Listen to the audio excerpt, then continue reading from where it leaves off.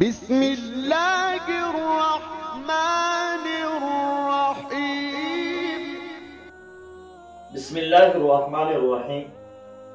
آج جو ہم مسئلہ بیان کریں گے وہ یہ ہے کہ جنات کا انسان پر آنا حدیث سے ثابت ہے۔ کسی نے پوچھا ہے کہ قرآن و حدیث کی روشنی میں بتائیں کیا جن انسان پر آ سکتا ہے؟ اگر آ سکتا ہے تو کیا انسانی جسم میں حلول ہو سکتا ہے؟ اس کی وجہ کیا ہے؟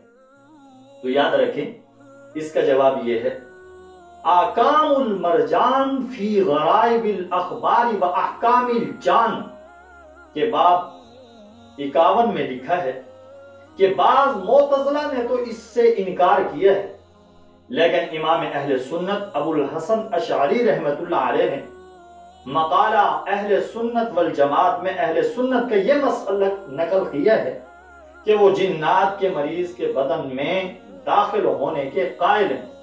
اس کے بعد متعدد حدیثوں سے اس کا ثبوت بھی دیا ہے۔